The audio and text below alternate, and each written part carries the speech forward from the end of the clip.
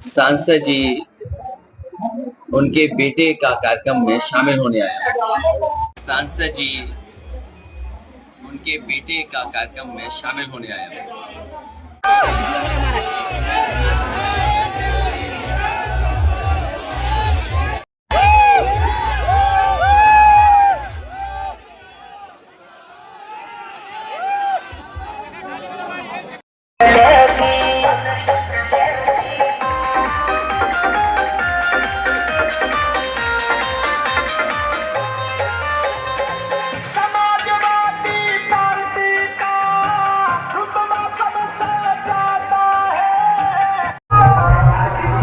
नमस्कार, आप देख रहे हैं कि आज न्यूज़ 44 अभी इस वक्त हमीरपुर जिले के राज कस्बा में और अखिलेश यादव जी के इंतजार में हमारे पीछे की तरह से स्वागत किया जाएगा।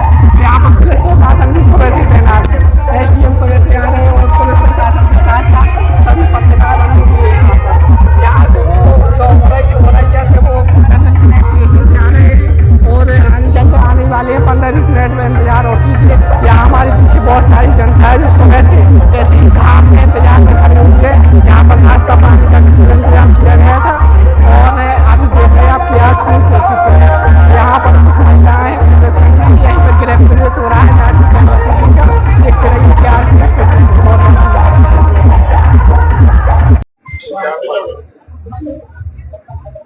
ये मैं अपने सांसद जी उनके बेटे का कार्यक्रम में शामिल होने आया। समाजवादी पार्टी से पिछले चुनाव में यही प्रत्याशी थी जो चुनाव लड़ी थी, जिन्हें हालांकि समय कम मिला था और उन परिस्थितियों में जो राजनीति के दाव पेच रहे, उन परिस्थितियों में भी बहुत अच्छा समाजवादी पार्टी के पक्ष में जनता ने मदद की। जो जमीनी सवाल हैं यहाँ पर, उन सवालों को लेकर के समाजवादियों ने हमेशा बुंदेलखंड की जनता को राहत देने का काम किया है। सड़क अच्छी बने, मंडियां बने, जो यहाँ की पैदावार है उसकी सही कीमत मिले। और मुझे याद होगा, अब में से साथियों को ये इस बात का पता होगा कि जब सरकार का समय आखिरी आ गया था तो तेलंगाना के मुख्यमंत्री जी उस समय गांव-गांव नल लगाने की व्यवस्था कर रहे थे। वही योजना हम लोगों ने यहाँ आकर के शुरू की थी, जो आज पाइप वाटर सप्लाई योजना चल रही है। घर घर नल पहुंचाने की, घर घर जल पहुंचाने की स्कीम चल रही है। आपको याद होगा, सबसे पहले इसी यहीं के एक डैम जो बगल में है वहां से पानी ला करके रात तक पाइप वाटर सप्लाई की योजना बनी थी। वो शुरू हो गई होती तो न केवल राठ कस्बे को बल्कि रास्ते में जितने भी गांव पड़ते सभी को शुद्ध अच्छा पानी पीने का मिल जाता। ललितपुर में बिजली का बड़ा कारखाना, अभी तक तो जो बिजली के कारखाने लगते थे वो सोनभद्र या अन्य जगह पर लगते थे। समाजवादी सरकार आने के बाद बुंदेलखंड को सबसे बड़ा बिजली का कारखाना मिला जो कोयले से बिजली बनाते। वहीं सबसे पहले सोलर पॉलिसी लेकर के आए, सोलर एनर्जी के लिए, जिसकी वजह से आपने देखा होगा कि जगह जगह पर बुंदेलखंड में सोलर प्लांट लगने लगे। जो शुरुआत समाजवादी पार्टी ने की थी उसकी वजह से बड़े पैमाने पर प्लांट लगे। डायल 100, एम्बुलेंस सेवा, मेडिकल कॉलेज का बनाना, ये तमाम सुविधाएं देने का काम किया था। और आज भी किसी घर में जो समाजवादी पार्टी का लैपटॉप रहा होगा वो आज भी चल रहा होगा, आज भी सुरक्षित होगा। जो आप ये नेटवर्क देख रहे हैं इंटरनेट का, हालांकि मैं किसी प्राइवेट कंपनी के पक्ष में नहीं बोल सकता हूं, लेकिन जो नेटवर्क जो उस समय बड़े पैमाने पे इन्वेस्टमेंट हुआ था जियो को लेकर के, वही आज आपको दिखाई दे रहा होगा बड़े पैमाने पर। उसी इन्वेस्टमेंट की वजह से आपका इंटरनेट भी चल रहा है। आसपास के जिलों में जो विकास दिखाई दे रहा है वो गति अब नहीं दिखाई दे रही है। बुंदेलखंड एक्सप्रेसवे इस इलाके के लिए सबसे बड़े पैसे का बना हुआ एक्सप्रेसवे है, लेकिन जिस तरह बनना चाहिए था और प्रधानमंत्री जी के उद्घाटन के बाद जिस तरीके से उसका और मेंटेनेंस होना चाहिए था वो अब दिखाई नहीं देता है। जैसे जहां पर प्रधानमंत्री जी ने उद्घाटन किया था उस जगह पर कुछ नहीं बचा, कोई निशानी भी नहीं दिखाई दे रही है।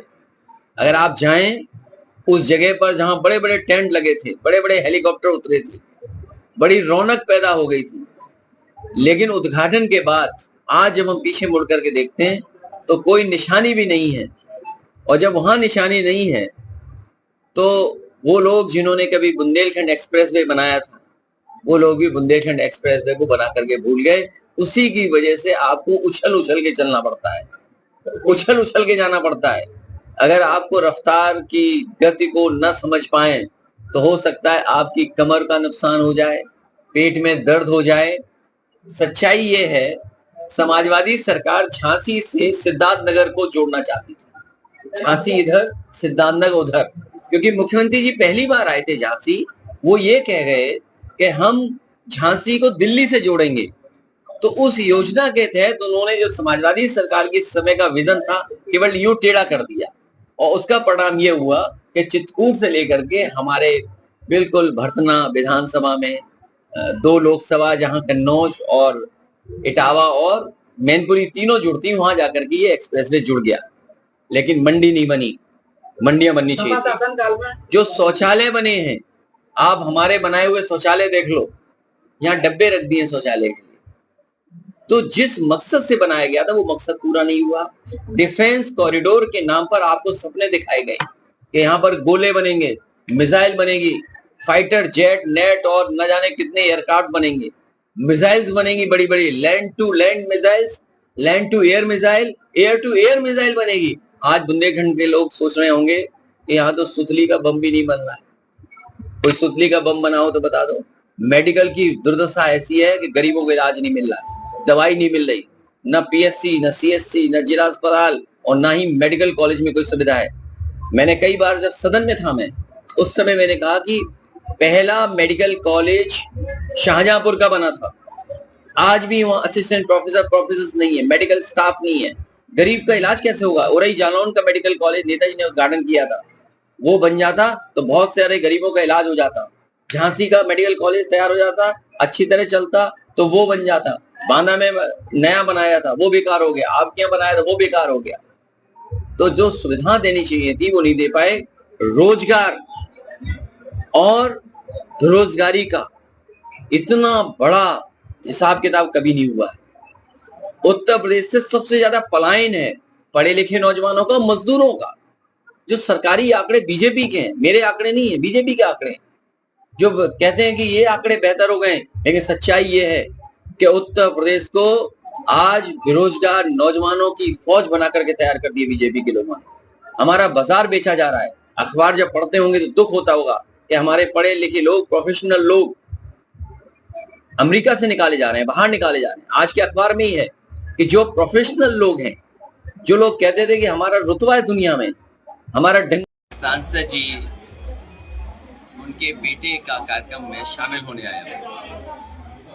समाजवादी पार्टी से पिछले चुनाव में यही प्रत्याशी थी जो चुनाव लड़ी थी, जिन्हें हालांकि समय कम मिला, और उन परिस्थितियों में जो राजनीति के दाव पेच रहे, उन परिस्थितियों में भी बहुत अच्छा समाजवादी पार्टी के पक्ष में जनता ने मदद की। जो जमीनी सवाल हैं यहाँ पर, उन सवालों को लेकर के समाजवादियों ने हमेशा बुंदेलखंड की जनता को राहत देने का काम किया। सड़क अच्छी बने, मंडियां बने, जो यहाँ की पैदावार है उसकी सही कीमत मिले। और मुझे याद होगा, अब में से साथियों को ये इस बात का पता होगा कि जब सरकार का समय आखिरी आ गया था तो तेलंगाना के मुख्यमंत्री जी उस समय गांव-गांव नल लगाने की व्यवस्था कर रहे थे। वही योजना हम लोगों ने यहाँ आकर के शुरू की थी, जो आज पाई वाटर सप्लाई योजना चल रही है। घर घर नल पहुँचाने की, घर घर जल पहुँचाने की स्कीम चल रही है।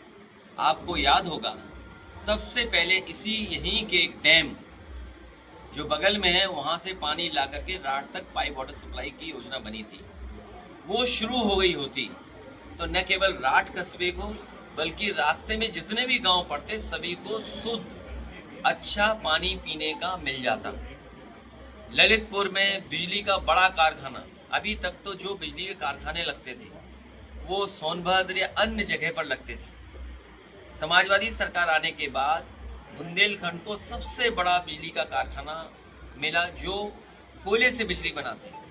वहीं सबसे पहले सोलर पॉलिसी लेकर के आए, सोलर एनर्जी के लिए, जिसकी वजह से आपने देखा होगा कि जगह जगह पर बुंदेलखंड में सोलर प्लांट लगने लगे हैं। जो शुरुआत समाजवादी पार्टी ने की थी उसकी वजह से बड़े पैमाने पर प्लांट लगे। डायल 100, एम्बुलेंस सेवा, मेडिकल कॉलेज का बनाना, ये तमाम सुविधाएं देने का काम किया था। और आज भी किसी घर में जो समाजवादी पार्टी का लैपटॉप रहा होगा वो आज भी चल रहा होगा, आज भी सुरक्षित होगा। जो आप ये नेटवर्क देख रहे हैं इंटरनेट का, हालांकि मैं किसी खबर रखते हैं, हमारा ये बहुत सौभाग्य की बात है। संगति जी, जैसे अभी कोई ऐसे चुनावी रैली नहीं है, कोई वैसा माहौल नहीं है, शायद शादी में सांसद जी के यहाँ से रूट से होते हुए आ रहे हैं, क्या इतना सारा पदाधिकारी यहाँ पर इकट्ठे हो गए हैं। लोकसभा में बहुत अच्छा प्रदर्शन रहा, आपके सांसद जी बने, अब 27 को लेके लगा आप तो पिछले प्रत्याशी थे, कम से कम ये लोगों को तो उम्मीद हो जाएगा। क्या लगता है 27 को टिकट को लेके आप कितनी कन्फर्म है? देखो, ये माननीय राष्ट्रीय अध्यक्ष जी का आदेश है, जो आदेश करेंगे राष्ट्रीय अध्यक्ष जी करेंगे, इसमें हम कुछ नहीं कह सकते। बाकी हमारे कार्यकर्ताओं के अंदर आप लोग देख रहे हैं, आज हमारा युवा जो नौजवान सब परेशान है इस सत्ताधारी सरकार से, और सब पीढ़ी में जुड़ रहा है, और समाजवादी पार्टी की आने वाली कितनी देर रुकने वाले हैं यहाँ? हमारे यहाँ आधा घंटे का हमसे बात करने के लिए बहुत धन्यवाद। तो देखें, इतना बहुत सारी भीड़ हो गई है। श्री कृष्ण से कहेंगे कि श्री कृष्ण कैमरे के पीछे दिखा दें, ये दुकान है।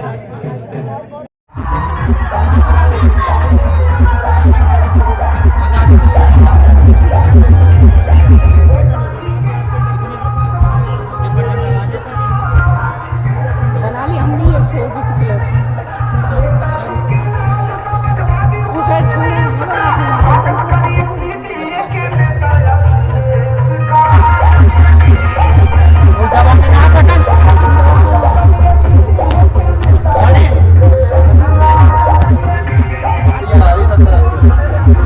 सही तो आ रही, वो कह रहे यही तरफ से डायरेक्शन में, भैया कह रहे सही आ रही।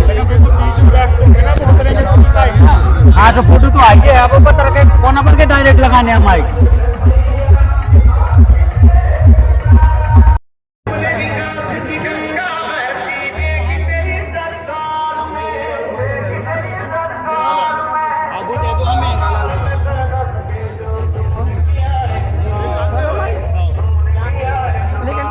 कैमरा डाउन करने पर आप अपने में कर लीजिए वीडियो, मैं बना लिया, मैं बना